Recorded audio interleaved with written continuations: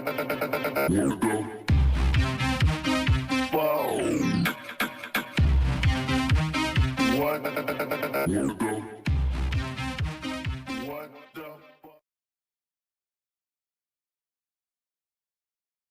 is Interstellar Realities Radio. Friend, I was once again tucked away in the Appalachian Mountains of western Pennsylvania. We are live with Bob Fletcher. Okay, well, it's my pleasure to be here. Well, Brother Bob, we're here tonight to talk about one of the greatest conspiracies that's probably in the last 100 years at least. Planet X is making a comeback right now. Now, I said 100 years. Obviously, Planet X goes way back beyond that. But, you know, it didn't really start coming to the surface until really, from what I have researched, from 1900 until now is when it really started coming to the surface. And more specifically, it seemed like after 1970 into the mid-'80s, it was really talked about, and then it disappeared, and now it's making a comeback. So let's just take a moment and talk about, because I believe Planet X is tied into the sixth seal in Bible prophecy. I believe it is probably almost sure what causes that sixth seal. But could you just let's open it up there, sure, and let's talk about Planet X, and just give me all you know on the subject. And where did it start with you? That'll take a couple of months, but let's just scrape on the surface today. About 3 years ago, I started looking at something that had been brought to my attention by several people, and it was basically the fact that there was huge, not millions of dollars, but billions of dollars and even trillions of dollars with a T disappearing out of the federal budgets. So we're talking much more money than I was used to chasing.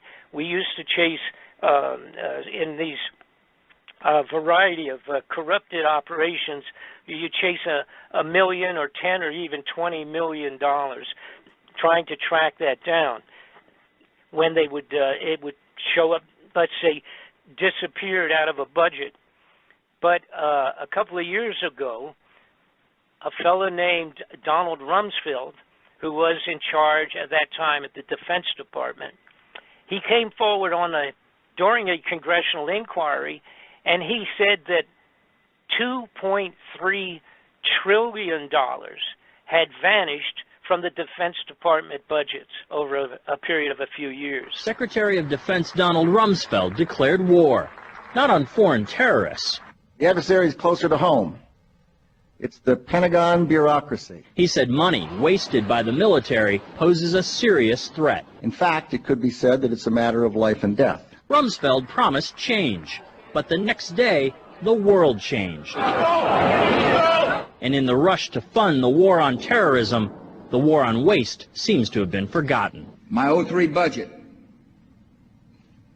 calls for more than $48 billion in new defense spending. More money for the Pentagon when its own auditors admit the military cannot account for 25% of what it already spends. According to some estimates, we cannot track $2.3 trillion in transactions. $2.3 trillion with a T. Now, the amount we're talking about now, by the way, $2.3 trillion is the equivalent to writing a check to every man, woman, and child in the United States of America for about $5,000. That's how much $2.3 trillion is. And Donald Rumsfeld, very calmly sat before the Congress and said that that money was missing. They didn't quite know where it was, coming out of defense budgets. Well, the senators and the congressmen, of course, were set back on that. You know, I mean, they're, like I say, they're used to stealing a few million here and there. But when you start talking that kind of money, that's pretty serious. Because this is what's happening, ladies and gentlemen. Every so often, Rumsfeld comes out and goes, I don't know where. I don't know when. But something awful is going to happen. Thank you. That's all for today. No further questions. Now, what happened, coincidentally, and it is not coincidental, but what they claim to be a coincidence, that was about 1 day or 2 days before the 9/11 terrorist activity in New York and in the Pentagon. So when 9/11 took place, a day or so after Donald Rumsfeld admitted that they had lost $2 trillion, obviously we never heard the story again. It just disappeared into the smoke of the Twin Towers building in New York City. So the announcement was rather well-timed because it just vanished. So following that, some folks had brought, of course, to my attention the fact that Mr. Ron Paul in the Washington, D.C. had come forward and had asked the Federal Reserve System if he could get an audit on the gold, because the gold out of Fort Knox has been rumored to be gone. It is gone. There is no gold in Fort Knox any longer. And when Ron Paul came forward on the floor of the Congress, the Senate, he asked for have an audit of the gold to make sure that it was all still there, and they told him to simply go away. You get nothing. You lose. Good day, sir. Because the Congress and the Senate has no right to even look into the Federal Reserve operations. They cannot request. We cannot request through the Senate or the Congress an actual legitimate audit of all the Federal Reserve gold that supposedly is in Fort Knox. Now, what also happened within a few months, of course, we can remember back 2010, that period of time, 2008, was when the world banks were in a serious financial crisis. You had Greece, and several of these countries are actually on the border of bankruptcy. And the Federal Reserve in America had to lend them money and put money into bolster up the international banking finance, or it was all going to crash. And that was back around 2010, around that period of time. Now, at that time, Germany and several other nations had come forward and had asked the Federal Reserve the same thing that Ron Paul had asked, and that was, we need an audit because the foreign banks, a lot of people, if you're not into this, you would not know it, the foreign banks around the world for many years have put billions and billions of dollars of gold bullion from their different nations around Europe and around the world, South America, etc. They had deposited tons of gold in the Federal Reserve. When Germany and 6 or 8 other nations came forward in about 2013, 2011, that period of time, they came forward and they said, we need to take some of our gold out of Fort Knox and put it back into our own reserves here so we can stabilize our financial condition. Guess what happened? The Federal Reserve System told those countries that they could not have any gold out of Fort Knox. And the best that they could do for those countries was to give them an audit of the gold, but that would not be until 2020. So, at that point in time, now this is a couple of years ago, it really red flagged for me. I thought, wait a minute, something really is rotten in Denmark. We have all this money disappearing from standard legitimate funding out of Washington, just vanishing. And then we have the gold at Fort Knox is gone. I mean, it's gone. If it was there, they would show it to the appropriate people, and they're just not doing that. You know, when you're talking about trillions of dollars vanishing, and then you look at the rest of the scene, for example, changes that had taken place for 20 years with the space program being very, very different from what it originally was, and the expansion of what they called continuity of government within the United States, and the fact that they were arming the police departments with military weapons all over the United States, it started to really bother me. It was a matter of what is going on what is it that would cause these guys, who usually steal what they want to, cover it up, and build them a new home in Tahiti or something for vacations and get away with it? But now they've changed direction. Then I remembered in the 90s, I had several people contact me, and they said, Bob, I have films of the construction of underground facilities all over the United States. Our black budget, for instance, garners $1.023 trillion every 2 years. It's over $500 billion a year. Right now, there are 131 active deep underground military bases in the United States. There's 1,477 of them worldwide. Each one has an average cost of $17 to $19 billion. And that came to me from several people. Some of them were truck drivers who told me fantastic stories about having an 18-wheeler, 40-foot truck filled with foodstuffs being delivered into a government facility, and they would follow the map where they were supposed to go, and there was nothing out there. Let's say it was outside of Texas in the desert area, and they would go, and the side of the mountain would open up, and they would drive down inside of a mountain, and it would close behind them. Now, those are fantastic stories, but to me, back in the 90s, they were just that. To myself, that was almost an outrageous kind of a story. They would tell me about going into an underground facility in Tennessee and driving for 600 miles under the ground. Those things were a little mind-boggling and pretty fanciful type of a report for me. So I kind of put it on the back shelf. These people sent me pictures, and they sent me what were VHS videos at that time, but I didn't know what to make of them. It didn't mean anything, so I sort of put it on the side burner, so to speak, the back burner. But again, now this is about 3 years ago, I started putting all of the dots connected all of the dots. And what had taken place in approximately 83, apparently with the launching of a new infrared telescope being put way out in the far reaches of the solar system.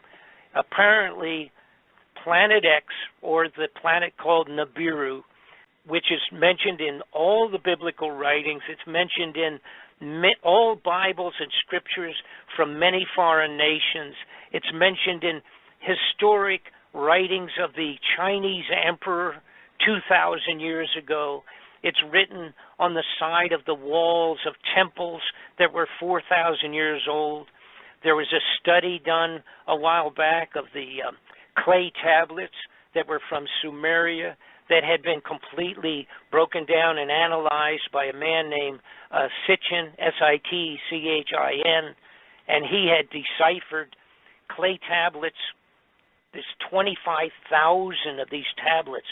They actually went back 4,000 years, and they described NIBIRU, the Planet X, and its relationship to coming back like Halley's Comet, coming back and going around the sun every once in a while, and then going way back out again in orbit, way out past Pluto, and coming back again in a couple thousand years. And this coincided with the biblical talk. It was called wormwood in the Bible, and it's described in, like I said, a whole multiple of biblical scriptures of sorts coming from around the globe, 2,000, 1,000 years ago, 2,000 years ago, 4,000 years ago in the case of the Sumerian clay tablets. So what they described is NIBIRU being a planet in a huge elliptical orbit similar to that. Like I say, I compare it to Halley's Comet that comes by every 75 years. There's another comet that we recently discovered that came around in 1997. That was called the Hale-Bopp Comet. It is similar to Halley's Comet, except that the orbit that the Hale-Bopp Comet is in has been calculated to be 4,200 years. Now that's 600 to 800 years longer than the proposed orbit of NIBIRU, or Planet X. So originally I thought, wow, you talk about 3,000-year, 3,600-year orbit of a planet. That's really amazingly large. I thought almost that was ridiculous. But once I realized and got into it and found out that we did have the Hale-Bopp Comet of 4,000 years, well, then that took my excuse, looking like it was a crazy number, that just erased that. So I started studying the people that really have been into studying the planet X or NIBIRU for many, many lifetimes, or a long time, or following up on other people's studies. And there's several people that have spent their entire last 30 or 40 years just studying the astronomical potential of Planet X. Now, and get back to where I was, in 1983, apparently it was discovered sufficiently that scientific people at a very high level came into President Reagan and George Bush, the vice president, and said, we got a problem. It looks like now we found Planet X that's been talked about, like you mentioned earlier at the beginning. It's been talked about at least and written about, of course, going way back, but been in modern times. In 1960 and 50, there was writings about it in Life magazine and Reader's Digest and Lookton magazine, all the major media of that time in the 50s and the 60s. But apparently around 83, Ronald Reagan and his people were told that this is on its way back in and that it had been discovered, and now what are we going to do? All right? So at that point, it changed everything in Washington. And what you had now was this handful of large numbers of, I'm going to refer to them all as, excuse me, criminal, corrupted persons out of government, and they decided that what we have to do, obviously, is if this thing's coming back, we've got to expand underground facilities that are going to hold enough people so that our families and our immediate, most important, wealthy people of the United States are going to have a place to hide. They called it continuity of government, and they built 103 of these underground facilities underground in the United States.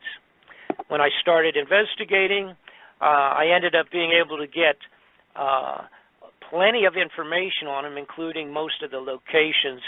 Additionally, we have live footage and photographs of the underground facilities. Again, not all of them. Most of them, of course, are secret to above top secret in their classification. I also started looking into it to find out what the status was on other foreign nations, because something of this sort coming back, a biblical event that will devastate the globe, obviously has to be known also to the highest levels of other governments. What I found out is that Russia in 2010 put out a mandate that by 2015 that they would have 5,000 underground facilities prepared for as many people as they could in Russia. I found out they had one large facility. Actually, they have several large, but one of them's big enough to hold as many as 30,000 or 40,000 people underground. I discovered that the European major nations have been also building underground facilities. And then I also discovered, which anybody can look up because it is part of public information in general, you can look up what's called the Seed Vault of Norway or Denmark. They have built a giant international cooperative seed vault, maintains billions of seeds in the to be hidden away. It's underground in the side of a mountain. You can look it up on a computer. Just put International Seed Vault, and you can find it yourself on the computer. This is a storage facility maintaining all of the necessary seeds to reseed the globe, the entire face of the earth, or as much as they want or can, after the complete devastation similar to the original floods of Noah, which is what NIBIRU, Planet X, will potentially bring upon the globe when it comes close to the earth. Now, I'm going to take a brief pause here, get a drink of water, and if you have any questions up to this point in time, feel free to shout them out at me and let me know what you would like to ask. Absolutely, Brother Bob. I'm telling you, this is getting better and better by the minute. Wormwood in the Bible to me is more referring to a meteor falling into the waters, and I don't believe it's specifically talking about Planet X. However, Doug Elwell, author, says, author of the Planet X and the Sign of Coming of the Son of Man, says he sees Planet X in the Bible through his understandings of Scriptures. Now I myself, I draw more of a speculative conclusion that the apocalyptic events in the Bible that are talked about in the tribulation are brought about by Planet X. I can't say I can see it clearly in the Scriptures, although I do believe it can be theorized that Planet X is the cause for some of the biblical events talked about concerning Bible prophecy. And that's I do have that theory. Sure. Because okay, however, this is going to answer your question, and it fits both case situations. First off, it's not going to be a theory. All right, it's been researched sufficiently that the Planet X has come around several times in the past. Now, and when it has happened, it has varied in the degree of devastation. However, it has come around several times, and this is documented geologically, etc. But here's what you're looking at that fits both, or actually 5 situations, if you will, but at least the 2 that you mentioned. And it's not a matter of theory in terms of the wormwood and meteors falling. Sure, because that's the Scripture right there. That is going to happen. Right. And now I'm going to tell you exactly how it's going to happen according to putting together all of the dots, connecting all of the dots, not only political, historical, biblical, and non-biblical scriptures written on the top of the mountains by the Tibetan monks that recorded it when it came around, and the emperors of China that wrote it down. And there's a fellow named Gil Bouchard who has done unbelievable, wonderful investigations on the biblical side of this and can explain a day-to-day description of when it has passed previously and what had taken place and what will take place once again when it passes around the sun and back out. Gil orbit, has been on the show. Okay, you know Gil, you know his work. I am completely in line with about every single thing that Gil has come up with, but the only difference between he and I is that I brought in all of the other dots. I've connected the politics, the money, the theft, the fraud, and the corruption, and put it all together, the underground facilities that have been built by these people, stealing your money and our money to build them, by the way. You know, billions of dollars under the ground in these facilities. They're so huge, they would take your breath away. Now, let me get back to my point, though. Here's the basics of what is described to most likely take place, and this relates to the Scriptures, and I'm calling it that because it's just written word, not only biblical, but of all other ancient scribes that have put all this down in black and white, so to speak, going back many years, when they have actually, some of the people that had survived the previous passes and wrote about it and inscribed it in clay and did it in bronze castings and things of that sort, describing what took place. And of course, they didn't understand what it was, but they described it exactly as it most likely will happen again. Now, here's where it fits into wormwood and the meteor falling into the water and all of that. That's all obviously written in reasonably plain words in the Bible, so to speak. You don't have to draw too many wild conclusions about what's being described as things splashing into the ocean, etc., and causing great tidal waves, by the way.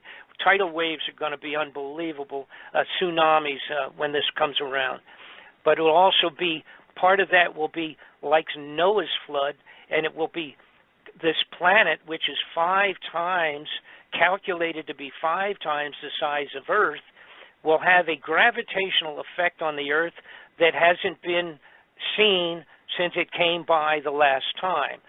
Now, here's what basically will take place. When it comes back around, it will come in, and this is even according to Gil Broussard's wonderful work that he's done. It will come in and circle around the sun. It will go behind the sun. When it does, you have to remember this is going to be similar to what we see when we watch the Halley's Comet. When it goes by around the sun, but it's way, way, way out, and it's basically, that's just a frozen snowball, to make a simple description of it. So it comes around the sun, it has a long tail behind it, dragging behind it, goes around the sun, goes back out in a short time later, and goes back out for 75 years, not to return again for 75 years. The Hale-Bopp comet that I mentioned earlier does exactly the same thing, but it was bigger, by the way, than the Halley's Comet, and it drags its tail around behind the sun and then goes back out again, heading towards the far reaches of the solar system again. Now, when Planet X or Nibiru comes around, the difference is, number one, it is a solid mass 5 times the size of Earth. It will cause an eclipse of the sun for a period of time. It has 3 or 4 planets that are actually, I'm going to refer to them as moons, that travel with it and travel around it, similar to the situation with our moon relative to Earth. The moons will be dragged around with Nibiru at the same time, and then we will have a tail of debris being dragged along, gravitationally sucked along behind this the primary planet Nibiru. When it comes by, it will travel behind the sun. The Earth, on its regular rotation around the sun, will in fact pass through the tail of Nibiru. When it does that, you will have the equivalent of the biblical meteorites that fell upon the earth in hail and brimstone. They didn't know how to describe it, but basically we're going to have flaming meteors of different sizes, meteorites, crashing. Actually, we will be crashing through that debris. It will take about an hour travel time to pass through it. Then, bearing in mind now the Nibiru would be ahead of the Earth, going around the sun, and it will take about 155 days for Nibiru to come out the other side and head back towards outer space once again, not to come back for some unknown period of time. Now, there's a debate between 2 or 3 different groups of people that have been studying this, and that's okay, because it doesn't affect the bottom line on this. The debate is whether it comes around in 3,005 or 3,600 years, or if it comes around 350 years, which is closer to the figure that Gil Broussard believes in, doing his studies. And he has very good information to back that potentially up in terms of the numbers of years. All right, so here's what I'm saying, where it doesn't make any difference to you and I. If this comes around in our lifetime, then we're talking, it doesn't make any difference if it's been out for 3,000 years or if it has come around 10 times 300, which would be 3,000 years, and coming around 10 times since that same period of time. So in other words, it doesn't make any difference if it's 3,000 or if it's coming around every 300 and 350 years. It does not make any difference, because if it comes during our lifetime, we are the ones that will have to face whatever it will bring with it. And the meteorites, those things where the biblical students talk about that being what is written of in the wormwood, I believe what it is in reality, it is NIBIRU itself is the wormwood, and all of the debris that will hit Earth when we go through the tail of that thing. Actually, we will plunge through the tail, and it will take whatever. I think it's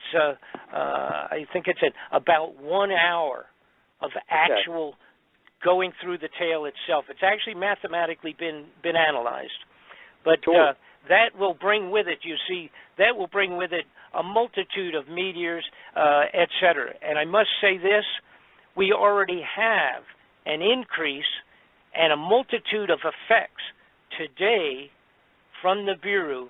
Now, when we talk about the effects of NIBIRU, see, it's the problem is going to be it's a multitude of effects on the Earth.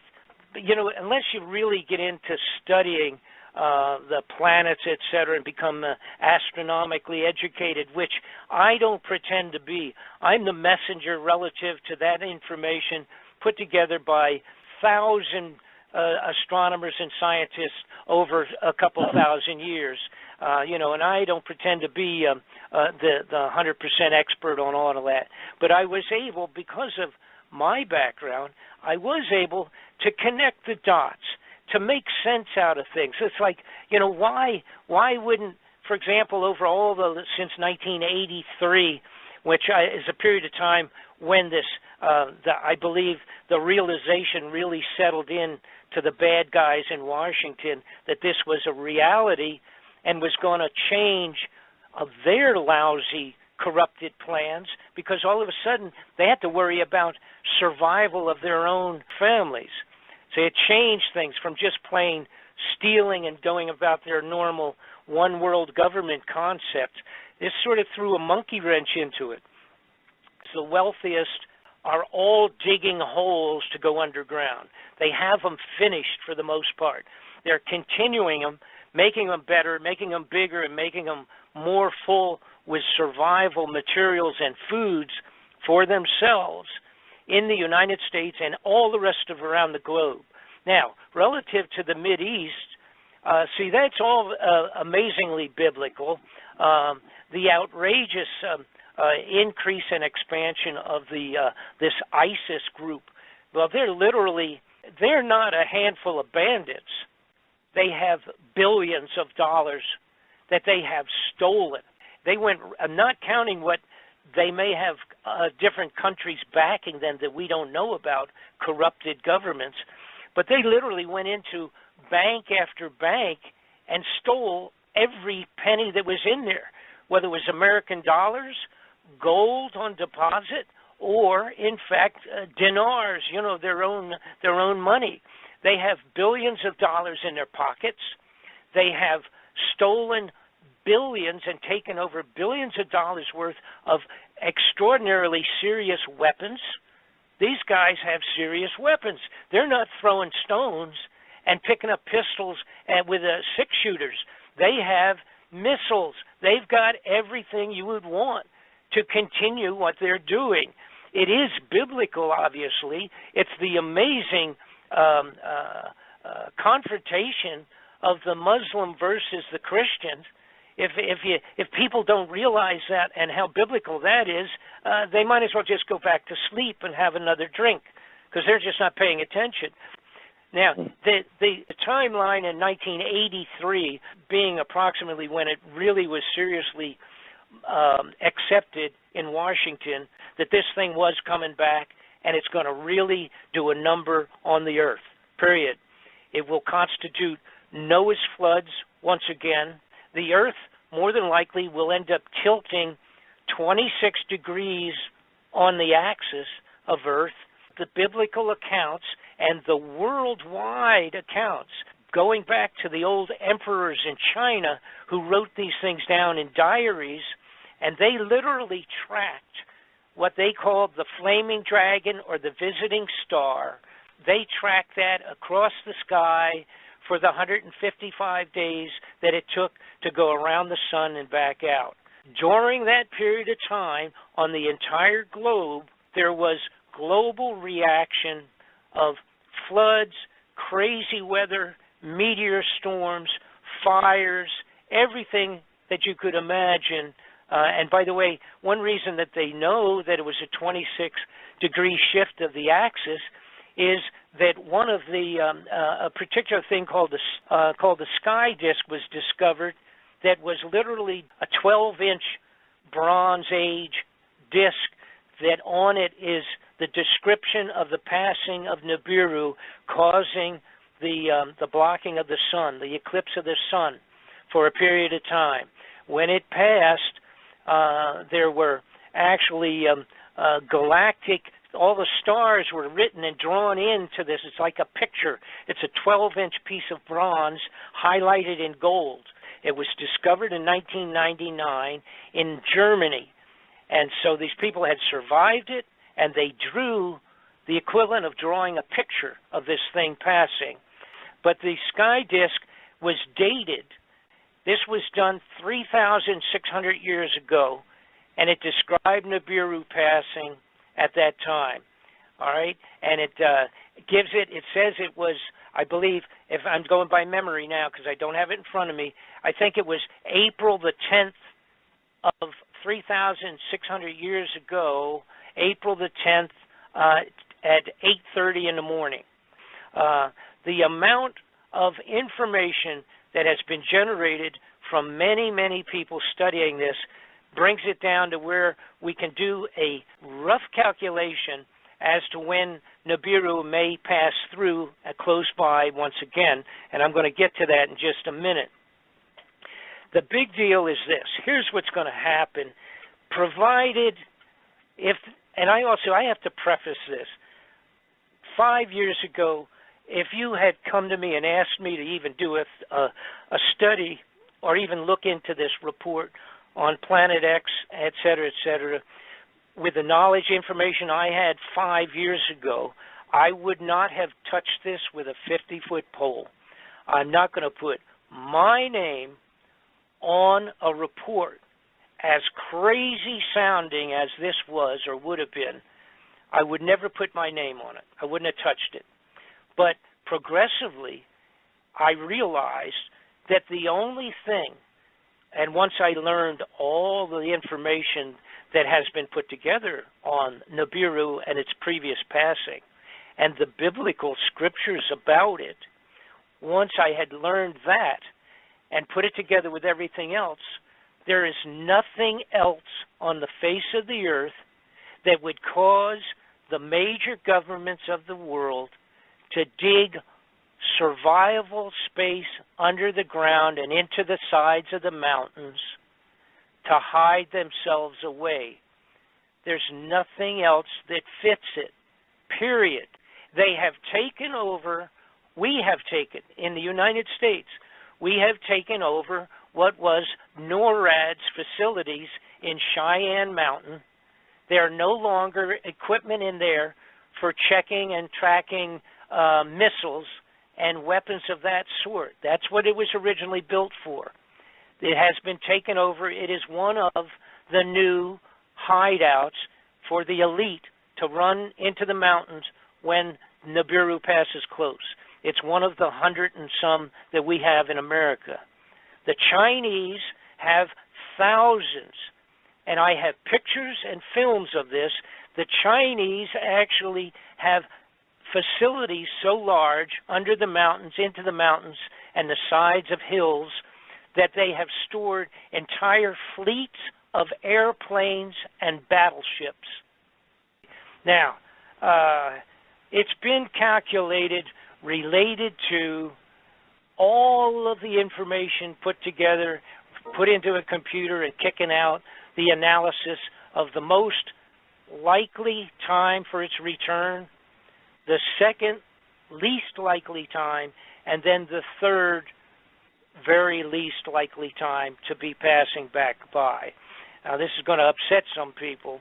The possibility is very high, according to Gil Broussard and many other people, and the relationship to when it has been passing previously, is that it will be seen in December, and it will take several months for it to come close enough to go around the sun. But it will be seen in December of this year.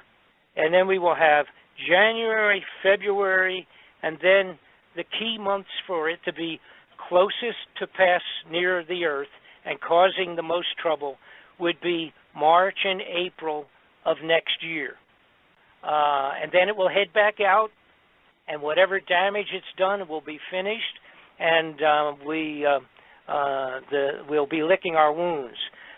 If it is not seen, and what I'm talking about seen is where it's up there and it looks like a new star up there in the sky coming inward, it will be getting bigger every month, every week, a little bit bigger.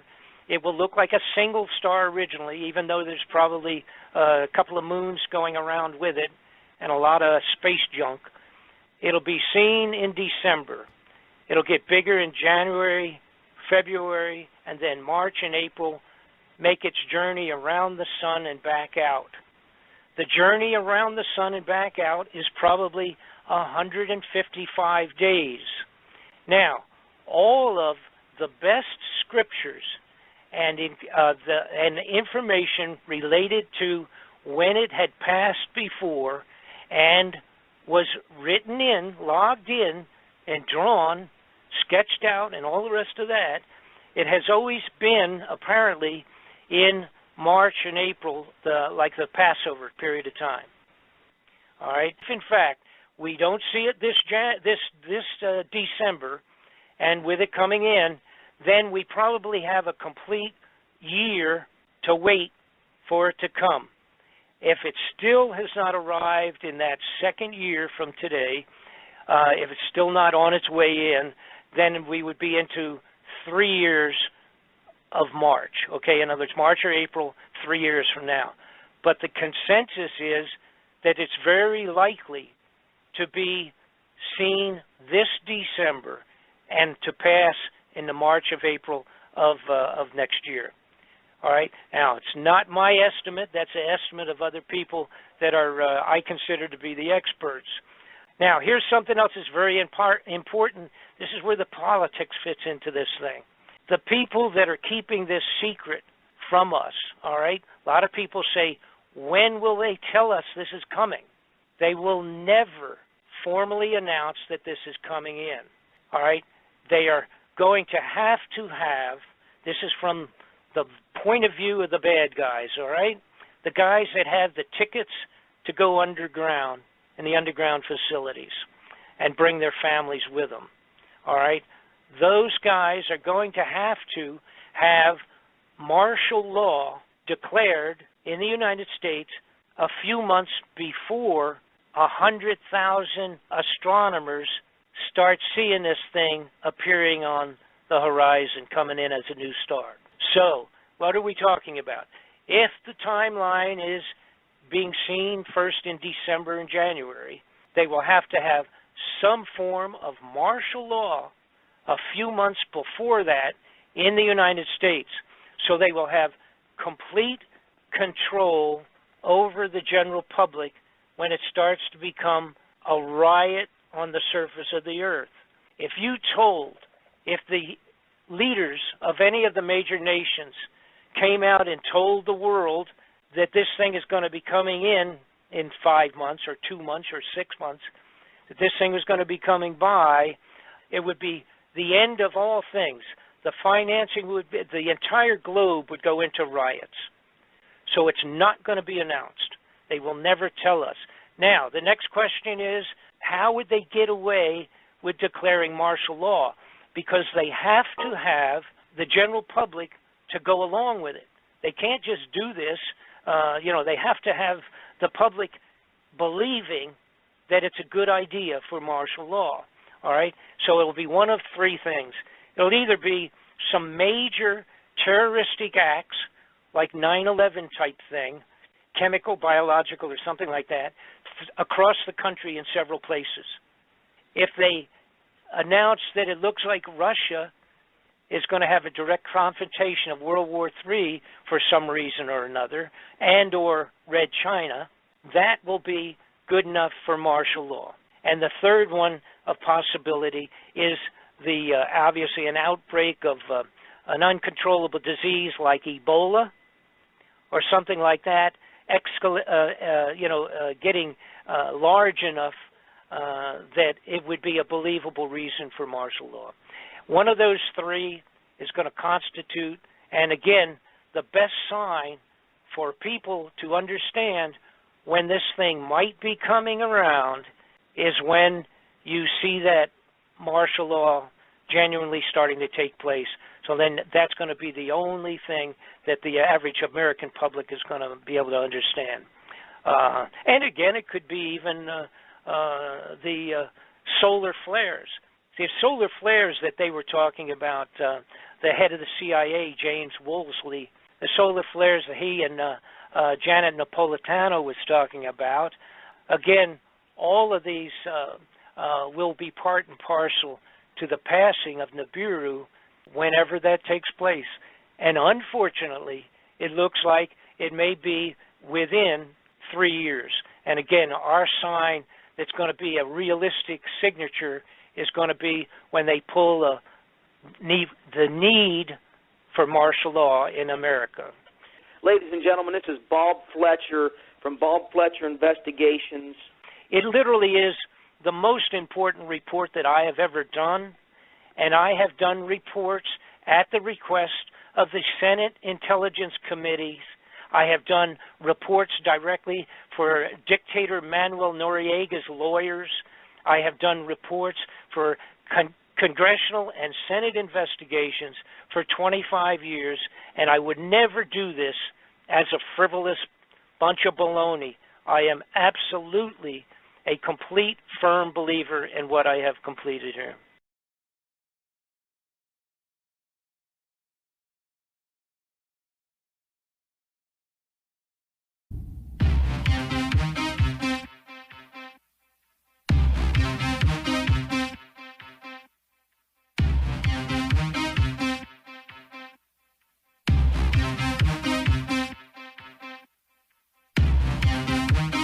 What?